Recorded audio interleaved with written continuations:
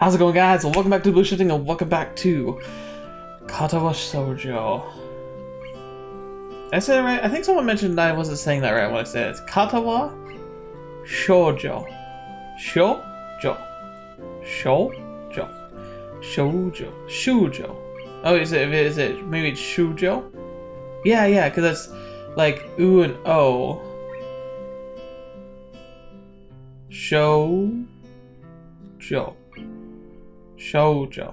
Katawa Shoujo. Katawa Shoujo. I don't know. One of those. Welcome back. Once again, trampling around through the Japanese language, just slaughtering it. It's what we do here. Keeping it fresh, keeping it nice for you. Anyway, welcome back. Oh man, I ate too much tonight. I had a good chicken dinner. But now my stomach's doing flips because I remembered as I sat down and got all set up. I was like, oh yeah, right, we had that horrifying fight right in front of Emmy's mom when we left the house, and yeah, ooh, man. Now I kind of wish I hadn't eaten anything. But it's okay. Like I said before, I think we made the right choices. I think we're like on the war path, yes, but on the war path to like peace. I just hope it's gonna work out okay. Because I think so. We're gonna meet up for the run. She said she'd be there. I said I'd be there, and we started the chapter. So something's going down, man. Yeah, I think we're at the beginning of the end, but ooh, it's gonna be painful. So, like a good band-aid, let's just rip it off and get started. Oh man. The sound of my alarm is an unwelcome intrusion on a sleep that's been a battle to obtain. That I've been truly asleep for more than an hour or two. Oh, I know, right? Too much on my mind. Did I make the right choice leaving the house yesterday? I think he did. Did I manage to get Emmy to realize how unreasonable she's being? No, but you might have opened up the door to where she might, like, not... I think here's what we did. I think that she was furious at the fact that it seemed like her trust had been broken by her mom, though. We were getting in trouble, but it was also her mom. So I think that complicated things. And then I think she's having to reconcile a couple different things. First off, that we were just trying to understand. I think she can understand that. And then secondly, I think she's starting to see that maybe me not being in the picture is actually more important than she realized. Like, I get the impression that she's been telling herself that this relationship with Hisao has been mostly just because she finds him cute, he finds her cute, and they have like now their carnal pleasure, but you know, that's all it is. But I'm not sure that's actually true. Once again, I'm kind of a big believer. I don't necessarily think like you have to like have pure abstinence. I mean, if you do choose that, awesome, and like you should stick to your guns. People shouldn't pressure you into like performing or being sexually active in any way. But the reason why I'm always cautionary, and why like when I talk to my future children, or if I'm giving advice to like kids who are younger, like especially because I mean I hope, like I've said before, I think being a teacher would be a really cool idea. If I ever asked my opinion about this type of stuff, I'm always going to err on the side of caution. I think just having a physical relationship ties up lots of very deep and powerful emotions, even if you tell yourself it's casual. So it's always something to enter into, you know, with a sense of determination, understanding, and risk evaluation. Like I don't know. My experience and like my time in high school has kind of told me that your friends with benefits is not as simple as it sounds. If anything, it's really complicated. But the complexity often comes from the fact that you have a cognitive dissonance where you believe or you tell yourself that the situation's one way, but your emotions start to change direction, even if you're not sure it's happening. So, I don't know. Once again, I know I'm not going to, and I never should feel like I should have to tell people how to live their life. But gosh darn it, I've seen people really screw themselves up emotionally over stuff like this, and so I hope Emmy's okay, but I also kind of need her to not be. I need her to really make a choice here. I mean, she and Hisao really have to decide what's actually going to happen here. Inaction is not going to do anything but hurt, and I think Emmy's finally realizing that, so let's see what she does. Am I ever going to manage to get her to stop being unreasonable? Emmy's mom gave me a new perspective the other day, but I'm still not sure that's the right perspective. She was hurt when I left yesterday, too. I know that part of any conversation is going to have to include an apology about that. Right thing to do or not, I heard her. I hurried down to the track, eager to talk to Emmy. I think I know what to say. Apologize for leaving first, then go ahead from there. Alright, Hisao, that's optimistic. Unless, of course, Emmy doesn't show up. Great. Well, that's not good. Which, from the looks of things, seems like it's the case. It's been about 15 minutes since I got here and no sign of her. She's never late. Not unless she's sick, which is unlikely. She probably just didn't want to see me right now. Take my mind off what that implies. Yeah, buddy. Breathe. I begin to warm up my routine and take off around the track. Clears my mind wonderfully. For the half hour I'm running, I don't think about anything but the run. Man, this sounds really nice. However, once I finish and Emmy still hasn't showed up, I get a little worried. With any luck, the nurse will know where she is, if nothing else. I can see what he thinks I should do next. So, last night didn't go too well, I take it. Huh? You already know? I have my ways. It's not like I'd missed the distinct absence of your running partner this morning, now would I? No, I suppose not. So, what happened? Don't you know already? Maybe, but I could be bluffing. Perhaps I'd prefer to get your side of the story before I give any advice. I quickly filled the nurse in on the events of last night. He takes it without changing expression once.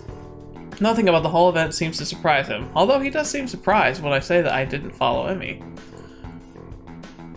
Chose to talk to her mom instead, huh? Smart move, though I think it didn't work out too well for you in the end. Well, I'm not sure. Emmy seemed apologetic when I left, or at least she seemed that way until she put up her defenses again. The nurse sighs and spreads his hands in a conciliatory gesture. Like consolation, I'm guessing, but I'm not sure I've ever read it in that form before. Frankly, I'm surprised she let them down at all. Emmy's ahead of practice on that score. You probably won't get anything else out of her. I don't believe you. Is that so? You think she'll tell you the whole tale? I'd swear, I just saw the nurse's eyes glitter a little. His expression is the same, but he leans forward ever so slightly. I think she'll open up if I ask her without being an idiot about it, yeah. The nurse gives an enigmatic smile in response and shrugs widely. I think he's enjoying his role a little too much. Yeah, he's a screwball. I don't get this character. Like, I get his role. I don't get him. He's a little too tongue-in-cheek. That's the real chick, isn't it? Are you sure you know the right way to approach the subject? I can guarantee him he's gonna try her hardest to pretend last night didn't happen. It will be painfully awkward for both of you, but it'll all be a lot safer than trying to talk to her about the whole story again. It could go worse this time. Are you ready for something like that? Sounded like a challenge. Like he didn't believe for a minute that I'd be so bold. I actually feel a little insulted by his lack of confidence in me. Of course I'm ready for that. I love her. My outburst gives a raised eyebrow in response. Well then. Good luck. Let me know how it turns out. Though he delivers his party shot with the same smirk as usual, I actually think the nurse wants me to succeed. Well, of course he does. I mean, nothing is gained if this doesn't work out. Like, Emmy's not going to get any better. We're not going to move anywhere. But if we can do it, then maybe Emmy can find some peace for once. I don't know, or at least find somebody she can be honest with. Any person who cared about Emmy would obviously want this to succeed. That's why I'm cheering for Hisao. Come on, Hisao. I resist the urge to charge directly to Emmy's room to prove the nurse wrong. Gosh, he's so determined.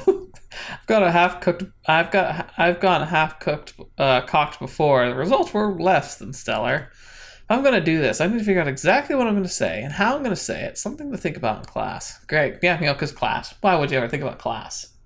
Granted, I kind of get it, but still. Oh, excuse me. Scaring up by the time lunch rolls around, I think I've got a good enough idea of what to say. I can do this. Nope.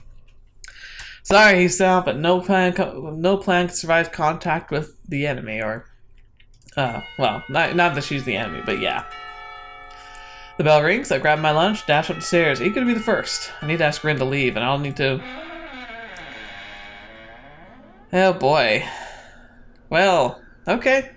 Guess we're gonna do this one. Hopefully, oddly, while Rin can be a little like away in the clouds, I think she does have a streak of observation in her. Like, she's proven that she's very observant, just about odd things. I hope that she's observant enough to know that she might need to bow out of this part. But we'll see how this plays out. Oh, stomach, please calm down. I'm sorry I ate so much chicken. Oh. Hi, Hisao. Sorry I wasn't able to run this morning. I overslept. Somehow both Emmy and Ren have managed to get to the roof before me. Oh, that's no problem. Last night was kind of draining, I guess. Emmy's expression didn't alter the slightest. Yeah, sorry about that, but I've had such a weird morning since then. Oh, really? Emmy proceeded to make small talk for the rest of the time. Could barely get a word in edgewise, and soon find myself interjecting with the sort of back-and-forth dialogue that seems to have defined our early relationship. I'm not going to get anywhere in this problem during lunch, obviously. I can respect that. Emmy obviously does not want to accidentally pull Rin into things, and that's fine. Not that I think Rin would notice, but I can at least respect that sort of rationale. I try a different tactic. It's like verbal dueling. Good grief. I mean, I've had some complicated relationships before, but this is freaking like, it's like trying to tiptoe. It's like trying not to, like, it's trying to walk on eggshells in a minefield at night whilst blindfolded. It's like, how are we gonna do this? Hey, Emmy. What are you up to after class today? I was thinking we could go somewhere for dinner or something. Emmy looks genuinely remorseful. Sorry, Hisao. I promised the track captain I'd stick around after practice and help with some of the other kids with their form. It'll have to be some other time. Yeah, sure. I'm honestly not sure what to do now. Maybe diving into things the day after would be a bad idea anyway. She might still be angry about it and just not showing it. Besides, if she got track team responsibilities, that's fine, right? I tell myself some variation on the theme the next day. I wake up, run with Emmy, during which she refuses to talk about anything but the run and what she was doing the night before. And then lunch, where we sit and make small talk till the bell rings. Oh, this is soul crushing. Her new responsibilities effectively keep me from seeing her outside of school. Maybe, just maybe, I'm letting it happen because it's safer this way, just like the nurse said. Aw, did I get a bad ending? Aw, man! Except while it might be safer, I'm feeling more and more wretched. Emmy doesn't look good when I see her anymore. Dark circles lurk under her eyes. She seems more and more distracted, and I can't bring myself to just ask what's wrong, because the timing never seems right. I'm absolutely miserable. I feel you, man. I remember there's one of the visual novels I've actually played. I might have to play this one because I played its predecessors, but I don't know. It just doesn't seem like it'd be a good fit. So I'd have to see if it comes up again. But way back, I played the Sunrider series, which, by the way, I've heard whispers that the next Sunrider is in production, which I'm really excited about. So I'm going to play that one. But they had kind of like an alternate version of the game because it's normally like a sci-fi tactical. Like it's definitely a visual novel, but it has like tactical battle sequences in it that are like kind of like a tabletop RTS style. It's really cool, very fun, and it's free. The third chapter isn't, but well worth the price, and it's free. So like, if you haven't watched that series, I recommend it. If you are curious about it, you can absolutely download it for free, and it's really fun. But there's a spin-off called Sunrider Academy, and I don't want to spoil anything because it does actually, like, you don't want to play Sunrider Academy without playing the rest of Sunrider games. Like, it's better to play like after you play them because it can kind of spoil stuff for you. So play it after. It's like, but anyway, I played that, and that one's more about like a high school and management where you're like in charge, you're in student council and you're in charge of running some clubs that are struggling. And so it's about like balancing time and having and going on dates and like deciding if you're gonna have a relationship and keeping your grades up. Like, it's all very manager like and kind of a prelude to their Star Nova game, I believe. But in that game, there's a dating relationship that's really, really cute, and I was really, really into. Like, I found myself very, very attached to a specific character. But then you have a situation where that character, I don't know. I can't say too much without spoiling it, so I'm not going to go into it. But like long story short, or like the character you're like falling in love with, and they're telling the story about you. Like you have these interactions, and you have these moments, but then you find out that they've been lying to you, and that there's been kind of they like that this person and their sibling have been pulling the wool over your eyes and messing with your emotions. And it's not entirely the girl's fault whom you like were falling in love with, but it's also like she's letting it happen. She's being manipulated, and there's not much you can do about the situation. And it gets to this point where you don't even know like who you can trust anymore in the story. And it's like it's kind of like this where it's like I never before that felt so like emotionally distraught in a visual novel or any story like that was a game, but like. It got to the point where like I was playing the game because I needed to figure out what was going to happen and how it was going to end, but like my heart and soul was dying inside because of just how emotionally like taxing that story was. This one is close to that. Like I've got this burning hope that things are going to be okay, and that I can see why I'm acting this way, but you gotta admit this hurts, you know? Like, he's absolutely miserable. I'm miserable, too. Like, could you imagine being in love with somebody and have them actively pretending that stuff hasn't happened in your relationship? Pretending like there isn't this massive problem that you have to find a solution to. And that there's for some reason, it doesn't seem okay with just pretending like things didn't happen.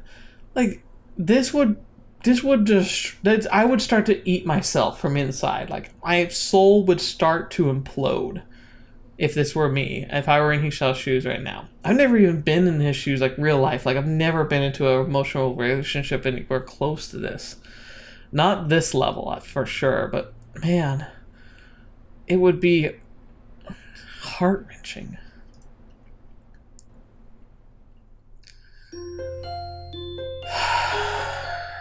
I'm trying not to let it get me too down, but like I kind of want to cry. Like I've been so bubbly, but like at the same time, like I feel it, man. I feel it. And the worst part is like we're running out of time. Like the school year's almost done. Another lunch comes. I trudge up the stairs to the rooftop like a condemned man. It's like he's going through these motions, but he's not invested in it anymore. Like he's not even there anymore. And you can't say that he's not trying. Look what he's done. He's literally done like everything a reasonable person can do. I don't even know what he's supposed to do at this point. Like, you can try and force your hand, but like, look what it's gotten him so far. Of course, he's not going to be motivated to do that. But at this point, he's got to, because almost anything's better than this. This like, Rin's up there, but Emmy's not. Immediately I worry that something's happened to her. Maybe lack of sleep finally made her collapse or something worse. She seems pretty tired after our morning run. Maybe she fell asleep and didn't even make it to class. Hey, Rin. Where's Emmy? I respond to get a rather penetrating look from Rin, and something approaching a frown appears on her face. Is that information really important? I think so. She's usually here with you, isn't she? I don't know. I have no way of being sure. I can confirm that she is, in fact, usually here with you when I come up. Well, she isn't now. Does that worry you? Kind of. That seemed to end the conversation, and the point becomes moot anyway, because Emmy bounds through the door with her usual energy. He sounds kind of worried about you, Emmy. I don't think he can decide, or maybe I just don't believe him, but I think I'm going somewhere less awkward now. Well, okay. Well, I mean, thank you, Rin, for your gift, but I'm not sure anyone's ready for it, so let's see what happens. I'm so surprised by Rin's being so suddenly forward about, well, anything after I immediately watched her head through. I really watched her head through the door.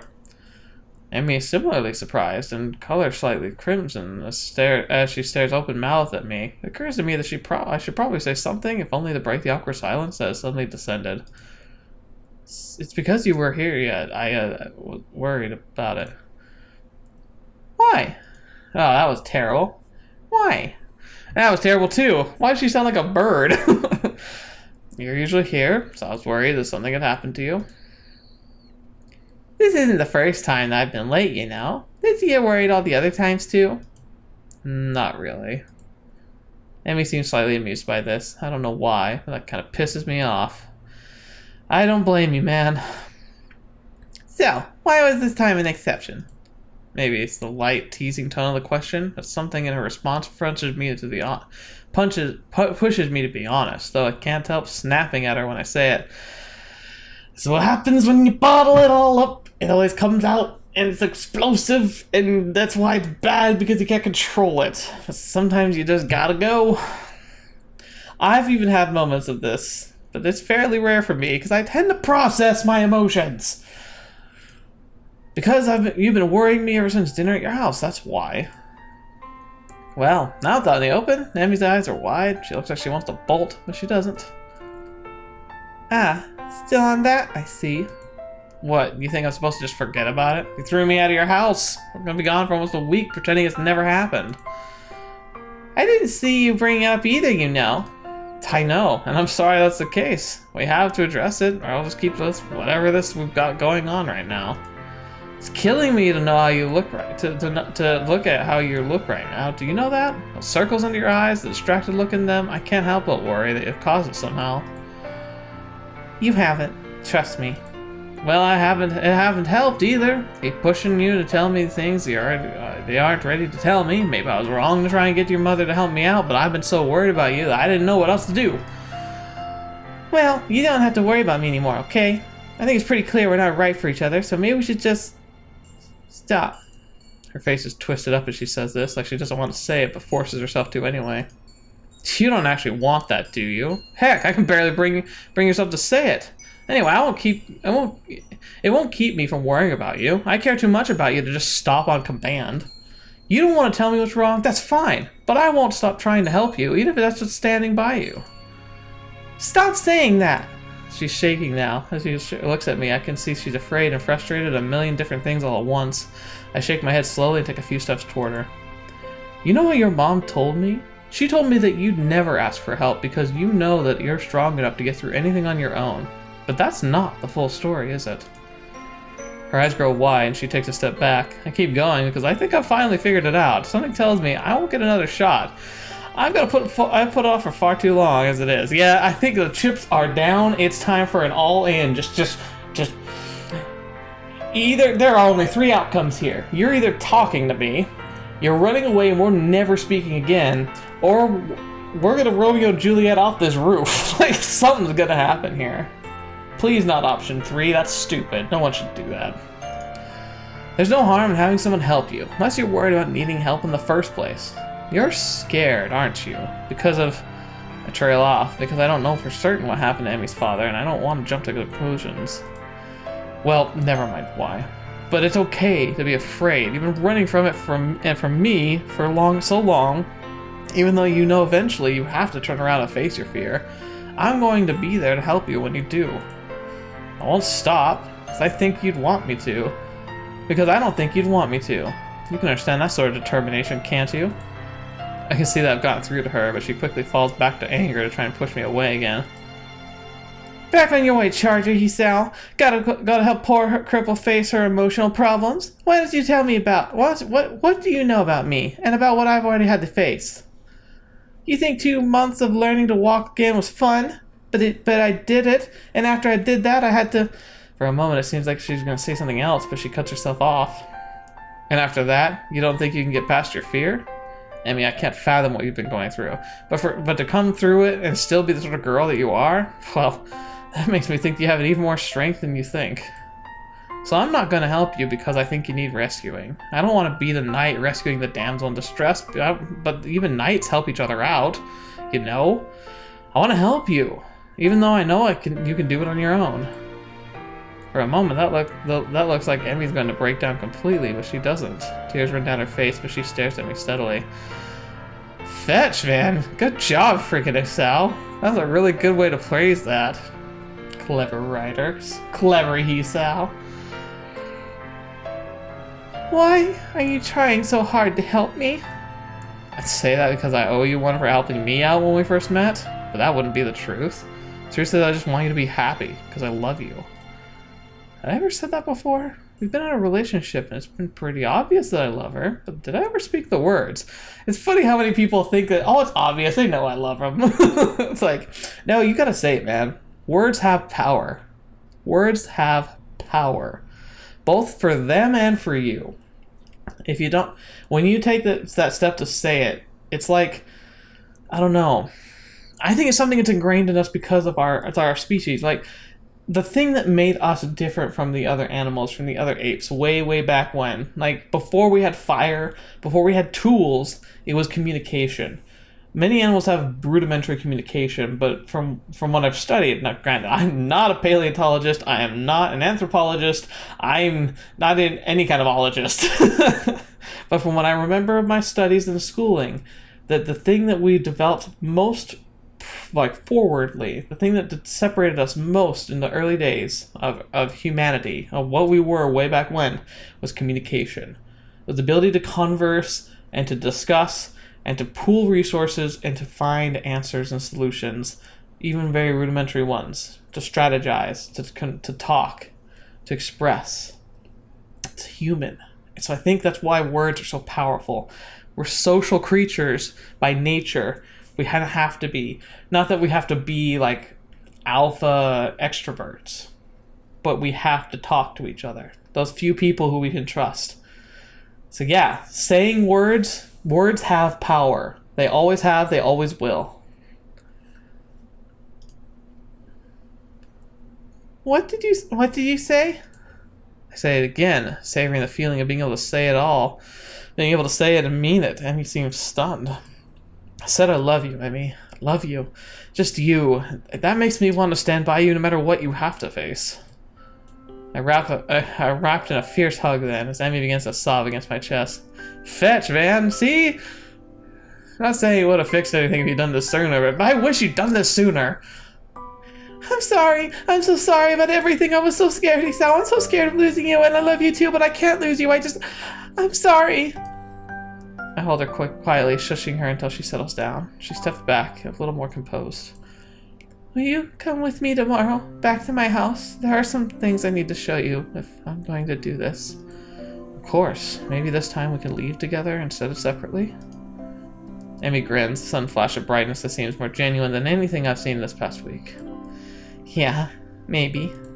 The lunch bell rings and I curse the universe's poor sense of timing. Are you free tonight? We can talk more then, right?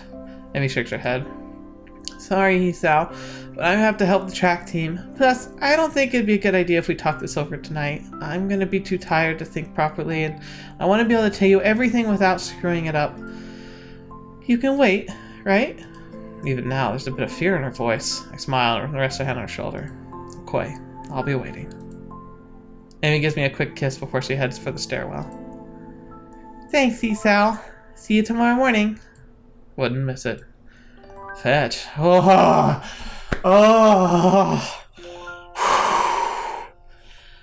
that was hurt. I head downstairs with the feel of her lips on mine, suddenly aware of how much I'd missed that sensation. I'll have to remember to thank Ren for getting us to talk to one another. Although it's possible she won't even realize what she's done. I think she did. Still, if not for her, I doubt I would have ever been able to confront Emmy again. Guess I needed more help than I realized. Tomorrow, however, I'll need to stand alone through whatever Emmy's trying to work herself up to doing. I'll be up to the task, I hope. And we're going on! There's no way I can end this right now, plus it's been a little too short anyway. I was thinking like, man, I feel like, here's what I'm thinking. I'm thinking we're probably close to the end, and so we're probably just gonna go straight through. I didn't know when I started that this would be the last episode, but I'm pretty sure it is. So it might be a long one, buckled in. Of course, you already know how long it is. You guys from the future. The morning sun is bright through my open window, and the sound of my alarm quickly has me up and about. I slept surprisingly well last night, secure in the knowledge that at least I've got another chance with Emmy.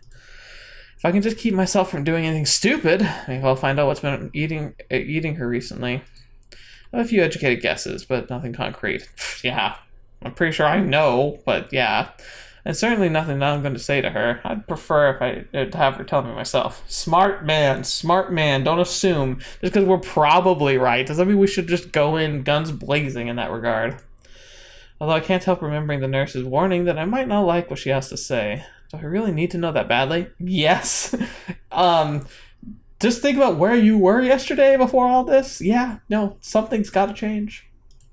What if it's something awful that makes me repulsed by her? Can I really say that I'm prepared to handle whatever she has to say regardless of what it is? Okay, granted, if she ended up eating her father for survival's sake, that could be a bitter pill to swallow. I'll give you that. But I'm feeling like unless that's the case, which I highly doubt... Jeez, could you imagine? That'd be horrible. Ugh. Emmy said she wanted to tell me without screwing it up. What the heck does she mean by that? Or said screw up? I don't know. Maybe not telling all the way through, leaving halfway through. I don't know. There's a lot of ways you could screw that up, though. It's like, because like feeling like if you don't tell someone the right way, that they'll like, they won't understand or they'll judge you. But like, I don't know. I'm also worried that she's going to like she's blowing it way out of proportion. People tend to do that. I suppose there's not much to worry about, though. I'll find out today. It occurs to me that I really, really need to run this morning to clear my head, if nothing else. Amy's waiting for me as promised, looking a little haggard, but otherwise bright and cheerful, much more so than the previous day this week.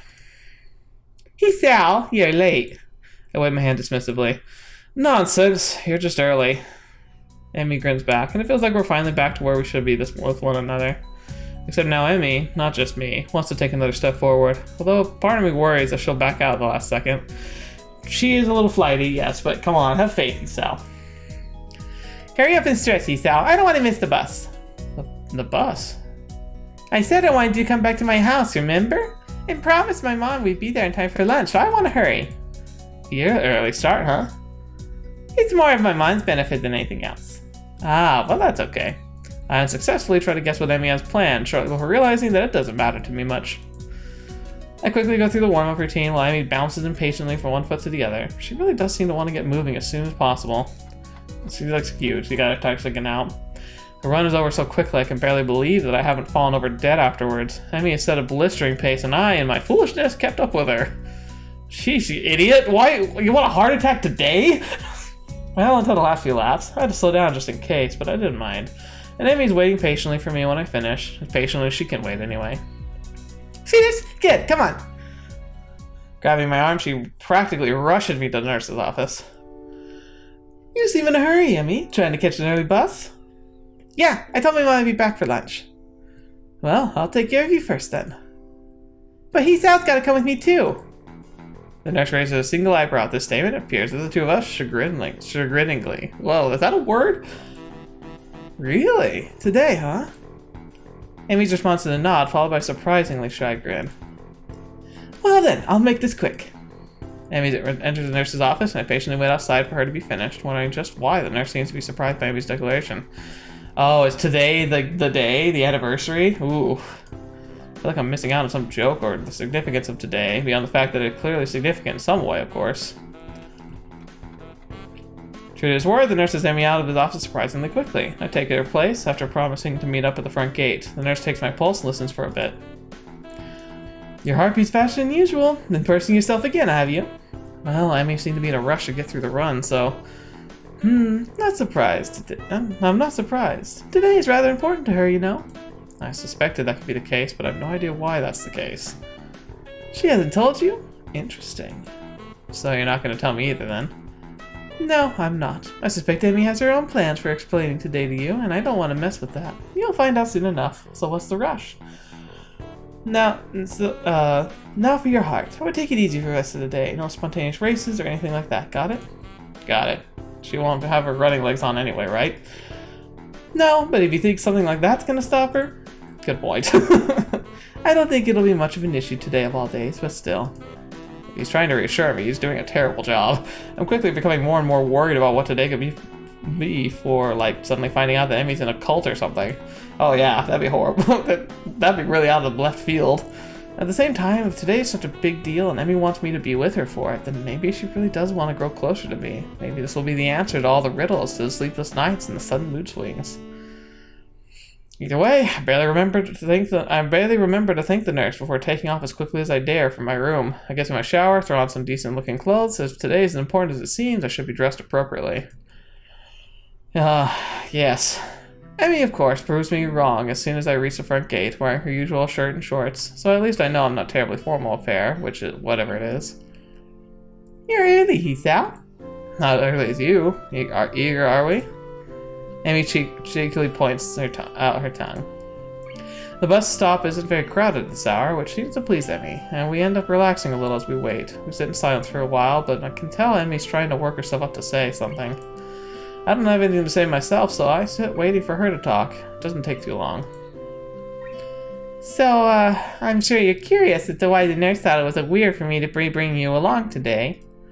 I was a bit, yes, but if you're not ready to tell me... Emmy stops my sentence by placing a finger on my lips.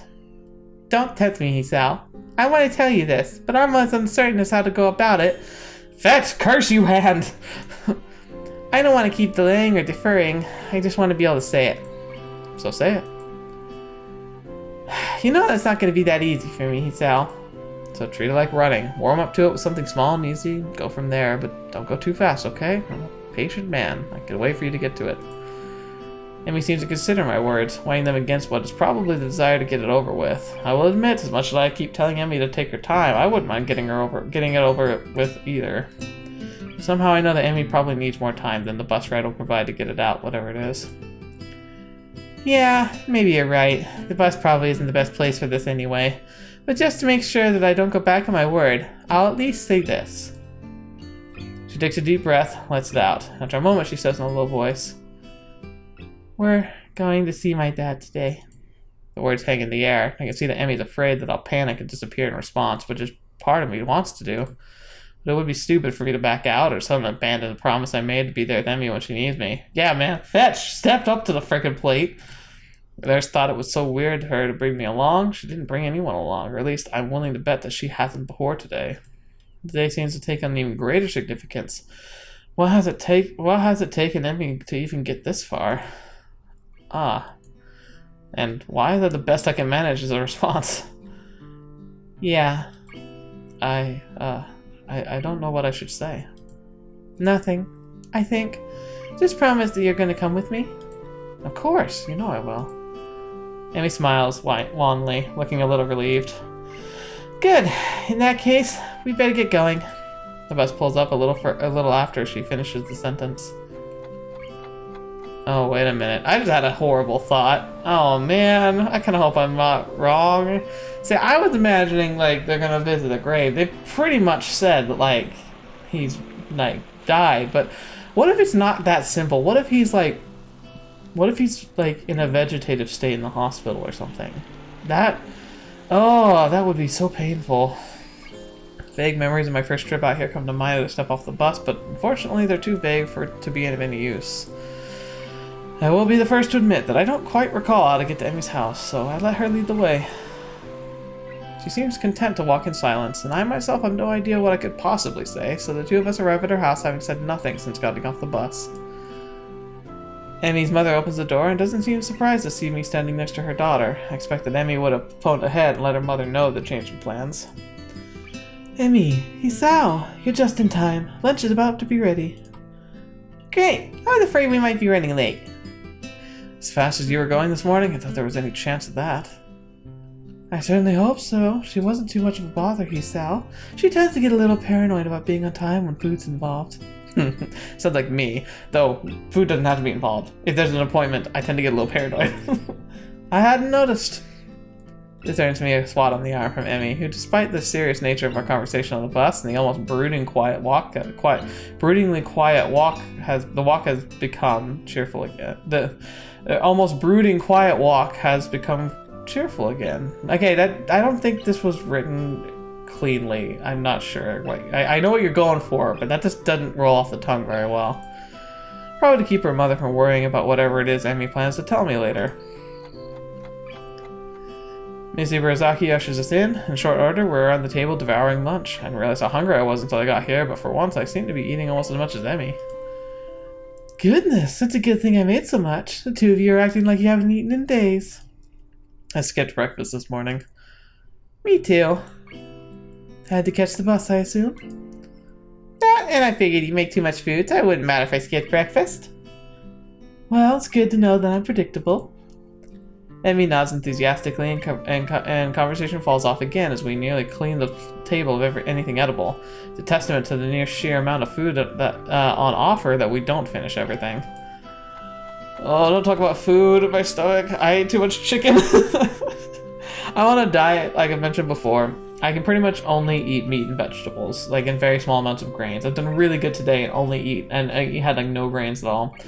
But I was really, really hungry when dinner came around, and I grilled up some amazing chicken, and I just ate too much of it. Thankfully, it's not breaking my diet to eat too much chicken. It's one of those things, it's like high protein, low fat, and especially when it's skinless, you know. But, oh, my stomach. I mean, it was like I cut up the chicken pretty small, but I probably effectively had a whole chicken breast and a half. It's like, I'm on it. My stomach's trying to explode on me. But yet again, I also feel like that's normally not a lot of food. I don't know. For me, I don't eat that much. It's weird. I really don't eat as much as people think what I would, based on my size. Anyway, blah blah blah. I think I'm nervous. That's why I'm talking. Like I'm nervous to find out what's going on. So I'm distracting myself. How do I get nervous? I'm reading a story. That's just how real these things get for me. If you haven't noticed up till now, I really get into them. That's why I love them so much. I really feel like I'm there. I'm not sure if I feel like I'm Hisao. Like I kind of do, but I also kind of feel like I'm just kind of like, I don't know, sitting on his shoulder and observing everything. Alright, anyway, I lean back in my chair with a sigh and thank Miss Ibarazaki for the food. I'm glad you like it, Hisao. Now has Emmy told you where we're going? Yeah, sort of. Is it far from here? Not really, but we'll drive at a safe time. It's close. It closes kind of early. I nod in assent and stand up, ready to go. Well then, shall we? Lucy Barzaki nods and leaves the room to grab her keys. Emmy, I notice, has started to fidget nervously. Second thoughts? Emmy smiles tightly at me and shrugs. She's fallen silent again, which probably means that I'm right, and she's starting to regret bringing me along. Not that I blame her. She's done a good job of shutting me out. Such a good job of shutting me out that I doubt it's easy to suddenly open up. Honestly, I'm worried that she's forcing it. But she said while waiting for the bus that I'm not supposed to give her a chance to back out, and since I promised to go with her anyway, I suppose there's not much of a choice. I can't go back on my promise, and she can't go back on hers.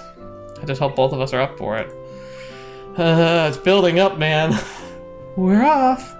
Emmy's mother blows through the dining room, collects the two of us, and heads out the door at a brisk pace. Now I know where her daughter gets it from. The car pulls up at the cemetery gate, and I feel Emmy tense up beside me. I reach over and give her hand a comforting squeeze, which causes her to relax a little. Emmy's mother doesn't follow us, explaining that she prefers to visit the grave alone. Emmy steps through the gate and looks back, as if to make sure I'm still there. We step into the cemetery. This will be new. I've never had to visit a cemetery for a close relative ever. It's never... it'll happen someday. It just hasn't happened yet. And I'm not sure what it'll be like when it does. I don't feel comfortable in cemeteries. Gravestones litter the ground, each one serving as a reminder that someone used to be alive and is no longer. How many die young? How many were as old as I am now? When do I wind up with a marker of my own? How much longer do I have left? I don't even think I want a marker personally. I mean, I kind of like the idea of maybe someone like in the future getting to see a record. Like, it's nice being able to do family history work and, like, seeing your ancestors where they are and, like, marks that they left behind, per se. But I don't know. Like, it feels like it's expensive and really arbitrary. I'd be quite fine with a cremation and, I don't know, kind of rejoining the cycle again. You know, letting the matter that I was kind of be broken back down and given back. I'd love to get shot into space, but that's more sentimental than anything else. If I couldn't get there in life, it'd be kind of fun to get there in death, but no way. That'd be way expensive. The concept of not waking up, not seeing Emmy anymore, is not a happy one. It frightens me, and I very nearly turn around and exit right then and there. I don't want to go among dead people. I don't want to see their stones and think about who they were or what they could have been if they'd only had more time. And then I look at the girl next to me and my resolve returns. Emmy striding purposely down the path, eyes clear, setting a pace that's very nearly a jog. The sooner we get there, I suspect she thinks the better. We're here. There he is. A gravestone, wholly unremarkable, and everything except for the name etched upon it. The grass has grown up around the base. Amy's eyes are riveted to the stone. After a few moments, she turns around, looking surprisingly calm, yet solemn. Pink's not actually my favorite color, you know. What? I'm warming up to it. Ah. People tend to think that pink's my favorite color. It's because I think it's because I like strawberries. And even though those are red, they just assume pink's the right color for strawberries. And that's my favorite color, but it's not. I'm too polite to tell anyone otherwise, of course. And it's not the kind of thing that worth getting worried about. But I bet even you thought pink was my favorite color. Actually, I would have guessed green. She wears green a lot, and she has green eyes. I don't know if that makes sense, but that's the color that immediately comes to mind in my head. Oh, blue. That's my favorite color. Good choice. Blue's a great color. My mom and dad are the only two that know that, and now you do too. Thanks for telling me, I think. You're welcome. There's a pause as she considers what to say next, drawing a quick breath. I can't carry a tune to save my life. I can hum, but actually singing a song is something I've never been able to do. I don't mind, because I'm not a fan of karaoke anyway. Well, that's one potential date idea out the window. People always think that I'm a really popular and friendly person, but I only have a few close friends. Probably because I keep everyone in the dark, but I think it's also because I hate the idea of losing a close friend. Interesting. Amy and I are really similar in this regard, actually. A lot of people knew me. I've mentioned this before. A shocking number of people knew me in high school. When I went to my first high school reunion, people were coming up to me and talking to me about stuff. Or I'll run into people like where I currently live. It turns out that somebody in the area, as part of an organization that we joined when we got here, was from my hometown, and we graduated from the same high school. And she was a year older than me, but she knew me and knew who I was and things about me and people I hung out with. Even though we'd never been friends, she knew a lot about me and was aware of me, and came up to me and introduced herself and was saying, it's good to see you again. And I was like, I have no clue who you are. And that's happened so many times, it's embarrassing. So I'm not like Emmy. I think people thought of me as kind of a friendly person, maybe not popular, but socially popular. And yet I never felt like I had very many close friends. I still don't. It's just interesting that people have that perspective of me from high school, and it's so different from the way I see myself and how I thought others saw me. It's really interesting. There aren't many people worth the risk. I'm terrible at saying goodbye. I sometimes think that I only run because that's what I used to do with my father. You're not my first boyfriend. I dated a guy for a long while during the second year at Yamaku, but in the end we broke up because I didn't want to get close to him. He couldn't live with that distance between us. Her rate of speaking increased slightly, as if she's rushing towards the finish line. I'm actually 1 year older than you. Everyone thinks I'm younger because I'm short, but I had to skip school year because of my accident. Wow. They initially thought I was paralyzed when they pulled me out of the wreckage. I'd lost my legs already, but they were afraid that I wouldn't even be able to use what's left of them. After surgery, it was clear that their initial assessment was mistaken. I couldn't feel my legs because of shock, short-term paralysis due to the other trauma I'd experienced. Yeah, you're lucky, fetch. My recovery was one of the fastest they'd ever seen, or so they told me. I've never found out if they were serious about that, or if they just told all the patients that after learning to walk again. She pauses, gathering herself for one last effort. 8 years ago today, I lost my legs, and I lost my father as well. He died on the way to the hospital. I didn't even get to go to the gravesite until 2 months later. I couldn't attend his funeral. I'm so sorry. Don't be. That's what everyone always says. That they're sorry. I hate hearing that. Like anyone could have done anything to change what happened. You know the best piece of advice I got? These things happen. I don't even remember who said it, but I guess I didn't have anything better to say. But it's true, that these things happen, and there's nothing you can do about it. They aren't necessarily planned, they aren't always bad, and they aren't always good, but they are. So I made the decision that I would live without worrying about the future. And to be sure that I'd never have to say goodbye again, I decided I would let people get close to me anymore. After all, they could be taken away at any time. And you know what? She laughs a little bitterly. Her eyes start to well up with tears, and I step forward to embrace her, but she holds a hand up to stop me. I'm not finished. A deep breath, and she continues. It worked pretty well until I met you. Saw that you were trying to adjust to stuff here, and so I thought I could help you. And then you were so nice, and I couldn't help it. I just. No.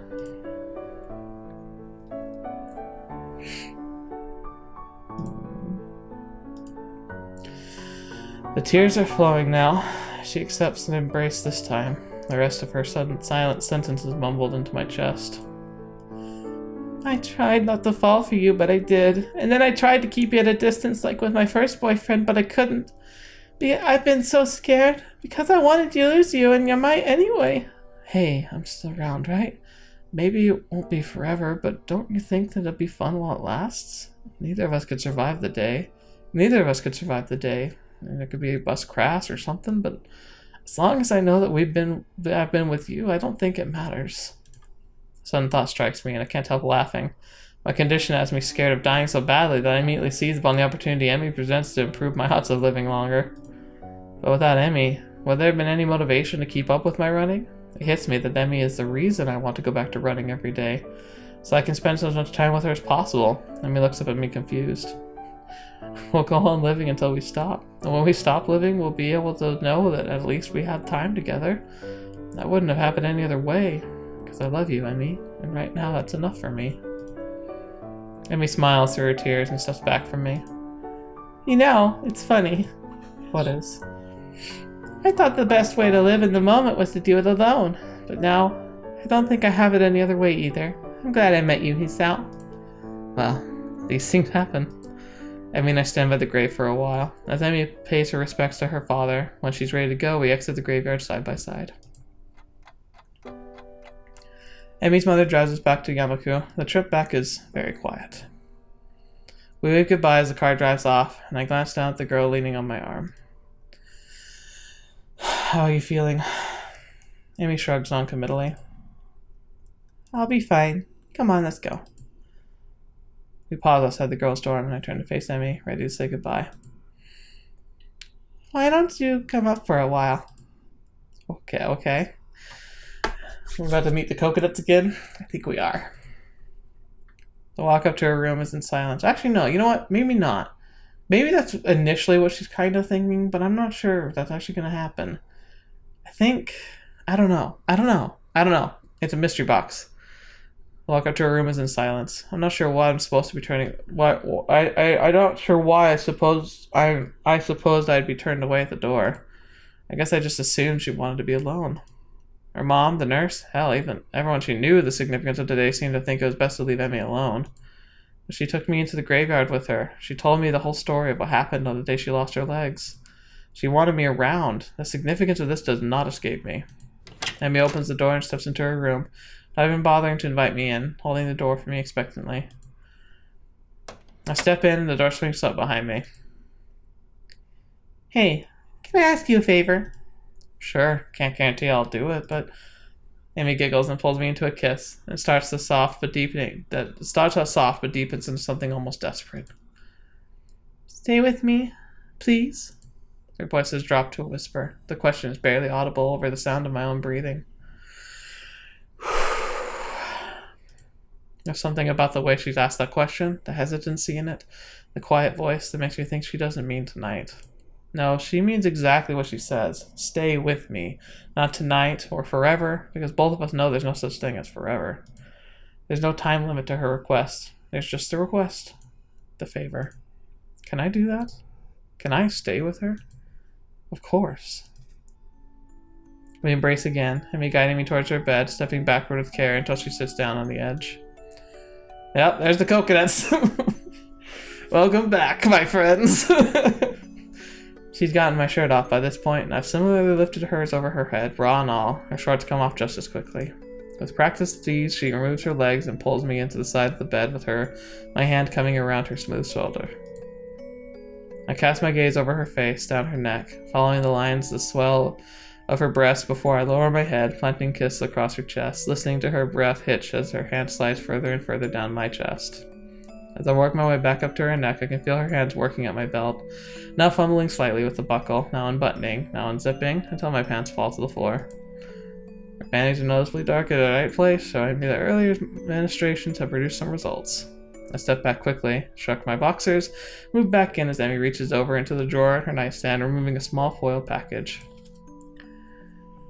She tears it open with a quick jerk of her teeth, reaches down to apply the protection, which, as always, causes me to gasp a little. I wonder what future me is going to do at this point. Like, have we included this? Am I going to cut? I don't know. I have to think about that. Her expression suddenly changes as she takes a view of me in. Wait a second. Are you still in your socks? I pause and look down. Apparently I am. Yeah. Does that matter? Take them off. It's weird if you still have them on. You know, you've still got your socks on too. Yes, but I don't have legs on, so that doesn't count. Unable to deny her logic, and impatient to have her conversation over anyway, I quickly remove the offending items. So eager to get back at Emmy that I practically jump on top of her, pushing her down playfully. I collapse next to Emmy, who almost immediately curls against me, smiling. Mentally, I feel grateful that Emmy kept her nails short, otherwise I think she might have drawn blood. I set up briefly to dispose of her now-used condom and lay back down next to Emmy, who in turn is taking care of cleaning herself off. So obviously I probably skipped like that section, because obviously YouTube would probably just obliterate me if I kept that up, but I think it was the most, I don't know, it just was so tender. I think it's like somehow like the writers really captured like this isn't just raw predatory like just carnal sex. Like this is more of an embrace. Like I don't know, it's like a capstone to what's happened today. I like that. I like that it's contextual, that it feels real, and it really feels wholesome. It's really weird to have to say that, and I don't know if anyone would agree with me, but this is exactly like, when it comes to H scenes, when it comes to edgy scenes, this is exactly the kind that I like. This is exactly the kind that means something to me, that it's not just to get a rise out of somebody. It's not just to kind of make you feel all fluttery-duttery. It's about real people in a fake book having real emotions. For a while we lay in silence, savoring the feeling of being next to one another. Emmy is the first to speak, and here come the coconuts again. Hey, Isao? Thanks for coming with me today. I smile and plant a kiss on her head. Of course, my pleasure. Emmy snuggles closer. I can feel her breathing begin to slacken as she begins to drift off to sleep. Just as she's about to fall asleep, she wakes up enough to mutter a single sentence. I love you, Hisao. Then she's out like a light, leaving me feeling like I'm on top of the world. I draw the slumbering Emmy as close as possible, pull the covers over us to keep the chill off, and fall asleep as happy as I've ever been. That was lovely. Yeah, normally this would be a normal length, but we must be like at the end, so I'm gonna keep going. The morning light seems to reach further into Emmy's room than it does into mine. The result is my waking up earlier than I would have if I had gone back to my room last night and had previously been our routine. I did not realize until this morning, but this is the first time we've actually spent the night together. A small movement from my partner's still slumbering form causing me to look to my side. Her splayed across her face, Emmy continues to sleep peacefully curled up next to me. It's slightly weird seeing her without her trademark twin tails, but it's also a look I could get used to.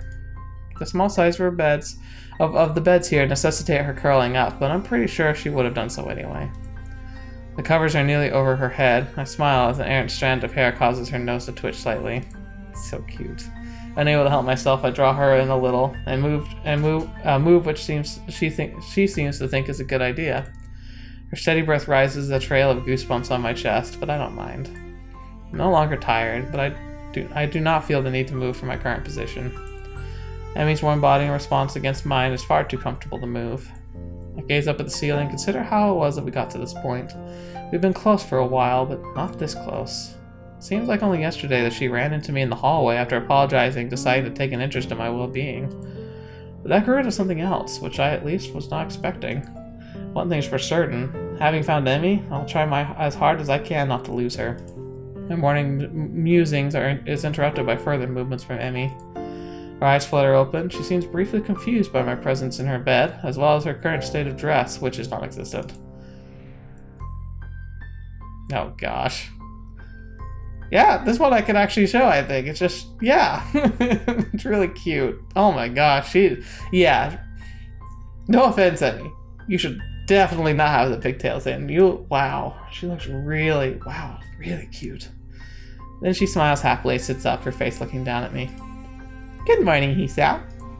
Hi. Sleep well? Yeah, I did. Exhausting day yesterday, you know? I think back over yesterday's trip to the graveyard. Yeah, glad to hear you slept well. How'd you sleep? Well enough, although you kept hugging the covers. She earns me a shove and a stuck-out tongue. I chuckle, and Emmy giggles a little as we fall quiet for a while. I soak up the feeling of how right it seems, waking up with Emmy by me, crammed into the bed made for one person. It's something I could get used to. Hey, Hisao? Thanks for sticking around. No problem. Saved me the walk back anyway, right? This draws another giggle, but Emmy's expression turns serious again. No, really. I kept trying to push you away, because I thought that was the right thing to do, and you stuck around through it all. I haven't made any of this easy on you, but you stuck it out anyway. So really, I mean it. Thank you. She punctuates this by giving me a kiss, pulling back and looking at me with an expression of affection. I reach up and ruffle her hair, smiling all the while. I'm stupidly lucky, I think, to have come through this even after my heart attack, and to somehow find the girl that's nothing short of a miracle. You're very welcome, Emmy. I couldn't bear the thought of giving up on you. I'll even continue to stick around if you want. I'd like that. That settles it then. I don't know how much longer my heart will keep working, and I don't even really know what I'll do after this year's over, apart from going to university. As long as Emmy's around, I think I'll be okay. I've managed to help her, and she's managed to help me. If we keep doing that, we'll be okay, I think. Definition of I don't know, whether or not to get married, well, I doubt we'll actually see a definitive answer, but that is essentially what marriage is, and why it's so wonderful. It's not just about love. It's not just about having a physical connection, emotional connection, a dependency. It's all about partnership. It's about giving 100% and helping each other, picking each other up when you are down, and being able to have that person who's just your partner, your friend, your confidant, the one thing in your life that you can rely upon. Or at least that's what it should be. And it takes effort, and it's hard, and it's scary, and you can be full of doubt, and you can be full of confusion, and sometimes you don't know what the heck you're doing, and you don't know what the heck they're doing, but it's fundamentally trust. And that's what Emmy and Hisao have, and that's what makes it feel so powerful, I think. So, Hisao, what do you want to do today? Well, maybe go running. Oh, man. Hey, we did it! Wow. Yeah, I did not think today was going to be the last episode, but... Whew. So first off, here, so let's letting off some writers. Thank you guys so much. I don't know who you are. I doubt I'll ever get to talk to you, but thank you. Thank you so much. And for the music and the art, you guys, this was awesome. I'm so happy that I got to be a part of this whole thing. I'm glad I messaged you guys. I wanted to make sure that they were okay with me showing this on my channel, and I'm glad whoever was still working on that website was still willing to reply to emails, and they let me know it was okay. You guys made something great here. You should never doubt it, never forget it. And I hope you've all moved on to do equally more exciting and interesting stuff. 4-Leaf Studios, or whatever you guys are now, wherever you guys have gone, thank you. And keep it up. I'd love to know if you guys are doing anything in the future. Or if some of you moved on to other things. I'd love to know. And here we are. So yeah, you'll notice the title screen's a little more full. I kind of disclosed a little bit. I mentioned, I guess, like last episode, how I had done some other paths. I was downplaying a little bit. I've done a lot of paths. Technically, because I wanted to make sure that when we finished this, that I would have done all the endings by the time we had the wrap party. Got a little absorbed. Found it. I was cramming it into every spare second I had, and I've gone through the Suzune ending, the Lily ending, the Hanako ending, now the Emmy ending, so all that's left is the Rin ending, because I also technically got the secret Kenji ending accidentally, but I'm glad I got it. But yeah, I don't know if there's any others. I've explored a few of the bad endings, but not like gone out of my way for them per se. So I guess if there's bad endings you want to make sure I see before I do the wrap party, let me know in the comments. Otherwise, I'm going to save a lot of my thoughts about them because I want to share them with you then. So, as a tradition on my channel now, it's an idea I'm really glad I thought of. But whenever I finish a visual novel, usually a Saturday a week from now. So like, not tomorrow when this is when you're watching. If you're watching this when it comes out, not the Saturday immediately following, but the Saturday afterwards, I'm going to do a live stream called The Wrap Party, where I'm just going to talk about like the visual novel, like no bars, like it's spoilers and just full discussion, full dive, giving you my exact thoughts about it. It's an opportunity not only for you to interact with me about it, maybe ask me questions in chat, but more importantly, if there's any of you who are really interested, who want to join me live and talk about it and share your thoughts with me as well, absolutely do so. We meet up on the Discord channel. If you're comfortable with that, I'd love to hear from you. And it's not likely, but if anybody who actually worked on this project were available, I'd love to chat with them.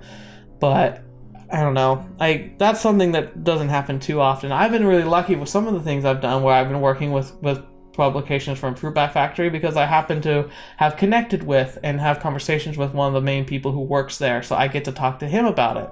But for this one, I have no clue if they're ever going to notice my series on this, but regardless, I'll put up like a link on my Discord channel, like links in the description. If you go there, you'll see an announcement when I post it, and you can message me, let me know if you want to be a part of that, the wrap party, just because it is going to be really good. But as far as the Emmy route goes and everything that went there, beautiful. It was just a beautiful story. It's so human. Oh gosh, like the Emmy story might be my favorite. I don't want to spoil too much of my thoughts on the wrap party. I pretty much enjoyed every route I played, but the Emmy route definitely had something a bit special to it. Especially that ending was very moving. But again, I might change my tune when I've had a chance to think about it. I'm still in the rush of just like, don't cry, don't cry. I was getting there, man. That graveyard scene, I was getting a little weepy, but not quite enough to get me bawling. So we'll see how things go from here on out. But I'm sad to say this one's going to be over. Like, I really wish that there was more to it, but it's such an in-depth and fantastic visual novel for its length, and the fact that it's free. Like, it's free. I paid money for things that weren't nearly as good as this. Like, so impressive, so good. I'm glad that this is a part of my life. I'm glad that it is something that I experienced, and I will recommend it to as many people as I can. So good. Thank you guys so much for being a part of the journey with me. A lot of you were really active with this series, and I really appreciated that you took the time to really talk with me about it and to like share your thoughts about what I was reading. Friday's series don't usually get this much attention because I tend to slot for Fridays like smaller ones. I guess I just didn't realize how popular this one was when it first came out. I kind of assumed, because I've done a couple other projects that were free. One of my favorite ones was Palinarius, It was only 5 parts, but it was also a free one, and that's one I'm surprised more people haven't watched or seen because it was so freaking good. But yeah, no, Katawa Shoujo, really kind of sets the bar, doesn't it? Anyway, it's got me a little reflecting on like my past. I got a lot to think about. I guess I'll share a little tidbit. Not this episode, but the episode before. Just the emotions kind of hit me. Unfortunately, it hit me not when I was recording, but that night. I remember I was laying that night when I did the recording, I was laying awake. And the thoughts of this and thoughts of my past and how the two stories kind of intersected in a lot of ways kind of crashed on me, and I kind of had a breakdown. I don't feel bad saying that though. Too many times guys feel like they can't express themselves, or that emotions are things that should be like shunned. No. Sometimes you just need to express yourself. But it kind of hit me at like 2 a.m, and it was a rough evening, but I got a lot of processing done. I got a lot of my emotions out that I thought had been long locked away or been dealt with, you know? Sometimes those hurts don't just go away. And so I'm really grateful for it, if anything, just to help cleanse my palate a little bit, help me like admit that there are still things that I personally have to work through, things that I don't feel like I ever got good resolutions about. Unlike Emmy's story, the relationship that this story reminded me of so intensely in high school did not resolve very well. I got a bad ending when it came to that one. Not that it was actually like bad, but it was a bad ending. And so I think this will also give me a little bit of closure in a way. Artificial closure.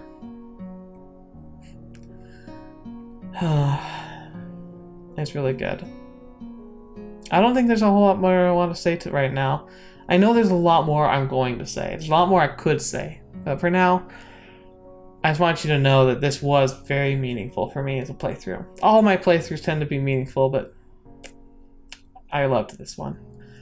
It's gotten me to think about myself and my life a lot, and that's really, really special. So this one will always have a special place in my heart, no matter what happens here on out. Man, I love it. I appreciate you being here and spending your time with me. I hope that you enjoyed this playthrough. I hope that this is something that not only can help bring you kind of a closeness with me in this story, but I hope that this helps inspire you to continue to pursue stories, to create new ones. We need more things like this in our lives. The world needs more of this. I hope that you understand how much this stuff means to me and how much it means to me that you actually spend your time here. So I appreciate that. And wherever you are and whatever your journey is and whatever the challenges are that you face, it'll be okay. Life finds a way, so will you. I've had to go through these types of things before, and I know it makes me sound like I'm really old, but I'm not. And that means I've got a lot more stuff to go through too, but if you're struggling with something, no, it's going to be okay. Figure things out. Maybe it's not picture perfect ways like this, but it'll fix itself. In the meantime, I'll be here sharing good stories with you, so hopefully you stick around. I appreciate it. Thank you. And until the next video watching me, whatever see me in next, I'll see you there.